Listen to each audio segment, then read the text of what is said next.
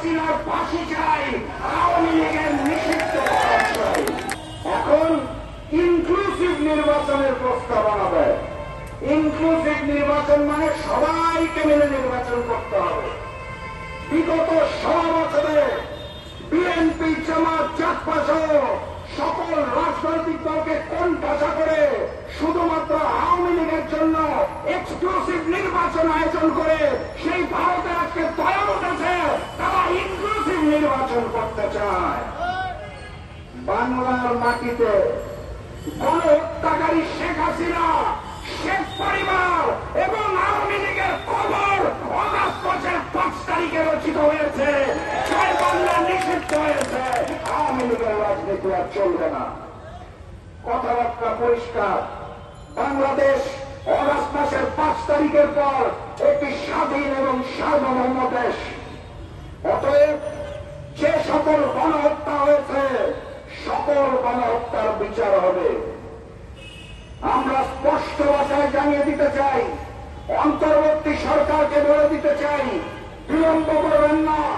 জুলাই গণহত্যার বিচার চাই, পিলখানা গণহত্যার বিচার চাই, সাপলা গণহত্যার বিচার চাই, রবিবৈঠা গণহত্যার বিচার চাই এবং সকল গণহত্যার পায়ে শেখ হাসিনার ফাঁসি চাই, আওয়ামী লীগের নিষিদ্ধ করা চাই।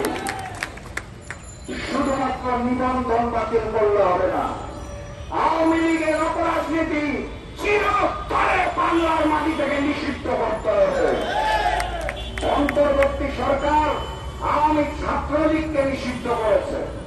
আপনারা জানেন সেই ছাত্রলীগকে অস্ত্র দিয়েছিল কারা, বুদ্ধি দিয়েছিল কারা, হত্যার আদেশ দিয়েছিল কারা? যদি ছাত্রলীগ সন্ত্রাসী সংগঠন হিসাবে নিষিদ্ধ হয় তাহলে সেই ছাত্রলীগের আদেশদাতা আওয়ামী লীগকে চিরতরে নিষিদ্ধ করতে হবে। বক্তব্য দীর্ঘায়িত করব না। সর্বশেষ বলে দিয়ে যেতে চাই, সকল গণহত্যার বিচার করতে হবে, আওয়ামী লীগকে নিষিদ্ধ করতে হবে এবং ভারতীয় আগ্রাসন ও আধিপত্যবাদকে রুখে দিতে হবে। এই 3 দাবি নিয়ে জাগবার সংগ্রাম চলছে, জাগবার সংগ্রাম চলবে ইনশাআল্লাহ। 45তম প্রতিষ্ঠা বার্ষিকীতে শপথ করে যেতে চাই, ইনশাআল্লাহ আমরা সারা বাংলাদেশের দুর্বার আন্দোলন গড়ে তুলব এবং বাংলার মাটিতে ওই আওয়ামী লীগের অপরাজনীতি এবং ভারতীয় আগ্রাসন ও আধিপত্যবাদকে চিরতরে রুখে দেওয়া হবে ইনশাআল্লাহ। আজকের বক্তব্য দীর্ঘায়িত করব না, তবে বুলন্দ আওয়াজে গর্জনের সাথে আওয়ামী লীগের অপরাজনীতির বিরুদ্ধে এবং ভারতীয় আগ্রাসনের বিরুদ্ধে একটা গর্জনশীল মিছিল হবে। এখান থেকে মিছিল শুরু করব।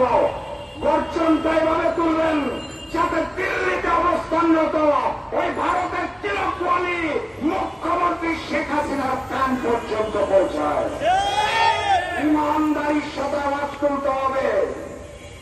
আওয়ামী রাজনীতি নিপাত যাক, ভারতের আগ্রাসন নিপাত যাক।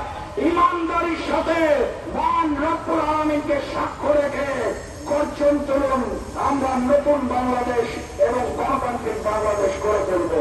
বক্তব্যের শেষ পর্যায়ে জাগবার প্রতিষ্ঠাতা সভাপতি বজরুল জননেতা শফিউল আলম প্রধান, অধ্যাপিকা রানা প্রধান সহ যারা জাগবার জন্য আজীবন রাজনীতি করেছেন এবং জীবন দান করেছেন সকলের প্রতি শ্রদ্ধা রেখে আমি আজকের মতো বিদায় নিচ্ছি।